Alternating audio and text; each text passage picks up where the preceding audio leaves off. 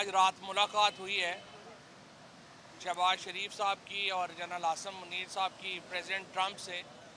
تو اب تو ایک ہی کسر رہ گئی ہے کہ اتوار کو اگر ہماری کرکٹ ٹیم نے فائنل بھی جیت لیا تو ہندوستان کے اسپیشلی جو مودی بھگت ہیں ان کے چہرے دیکھنے کے لیے تو ٹکٹ لگانا پڑے گا۔ جو اس وقت حالات ہے، جو میں دیکھ رہا ہوں کہ انڈیا کا میڈیا جس طریقے سے رو رہا ہے اور جس طریقے سے اس وقت وہاں پہ حالات ہیں، تو اس لیے پاکستانی ہونے کی حیثیت سے تو یہ منظر بڑے دلکش ہیں، بڑے اچھے ہیں،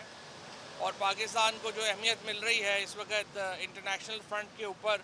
وہ ظاہر ہے کہ بڑی خوش آئند ہے، اور اس میں نریندر مودی صاحب کی بھی بڑی کنٹریبیوشن ہے۔ بہرحال اب ہماری دعا یہی ہے کہ انشاءاللہ اتوار کو ہم فائنل جیت جائیں تاکہ یہ جو ایک سیریز چل رہی ہے یہ ہماری پوری مکمل ہو جائے۔ باقی یہ ہے کہ جو یونائٹڈ نیشنز ڈیلیگیشن میں البتہ جو ایک خاتون جو پرو اسرائیل لابیسٹ ہیں، ان کو جس طریقے سے وزیر اعظم کی ٹیم میں شامل کیا گیا ہے وہ بڑی کنسرننگ بات ہے۔ ان کے جو ماضی ہے وہ بھی بڑا کنٹروورشل ہے، را سے ان کے لنکس بھی بڑے کنٹروورشل ہیں۔ میں نے کل بھی فورن آفس کو رزاق ڈار صاحب کو کہا ہے کہ ان کو بتانا چاہیے کہ وہ خاتون جو ہیں وہ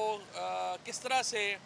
خواجہ آصف صاحب کے بالکل پیچھے بیٹھی پاکستانی ڈیلیگیٹ کی حیثیت سے، اور انہیں کس نے ریکمینڈ کیا تھا کہ وہ اس طرح شہباز شریف صاحب کے ساتھ ان کے جہاز میں، انہوں نے ٹویٹ کیا، ان کے جہاز میں امریکہ پہنچی، جو بڑی کنسرننگ بات ہے میرے خیال میں، اور اس کے اوپر فورن آفس کو جواب دینا بڑا اہم ہے، اور اسحاق ڈار صاحب بھی بتائیں کہ یو این ڈیلیگیٹس میں انہیں کس کی ریکمنڈیشن کے اوپر کیسے شامل کیا گیا، اور ظاہر ہے کہ اتنے کنٹروورشل، اتنے متنازع ماضی کے ساتھ انہوں نے جو ایم کے ایم کی ہینڈلنگ تھی پیسوں کی، اس میں الزامات ہیں کہ وہ اس میں شریک رہیں اور لوگوں کے ساتھ۔ یہ بڑا ایک میں سمجھتا ہوں سنگین الزامات ہیں ان کے اوپر، جس کا جواب آنا ضروری ہے۔ باقی یہ ہے کہ اب حکومت انٹرنیشنلی اتنی اگر تگڑی ہو گئی ہے تو نیشنلی بھی ہمیں ریکنسیلیشن کی طرف جانا چاہیے، بجائے اس کے کہ یہاں پاکستانیوں کو تو کٹ پڑی ہو رہی ہو 24/7 اور باہر ہم کہیں جی حالات بڑے اچھے ہیں۔ یہ وقت ہے کہ آپ اپنے آپ کے اوپر اعتماد کریں، اور اعتماد کر کے اپنے آپ کے اوپر پاکستان کو بھی سیاسی طور کے اوپر نارملائز کریں۔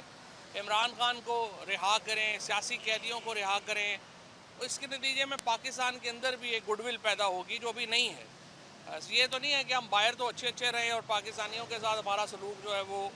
بالکل ہی ڈسکرمنیٹری ہو، تو اس کو ہمیں اب بہتر کرنے کی ضرورت ہے۔ باقی ہماری نیک تمنائیں انشاءاللہ پاکستان کی قیادت کے ساتھ، پاکستان کے ساتھ ہیں، اور اللہ کرے گا کہ یہ چیزیں اور بہتر ہوں۔ Thank you.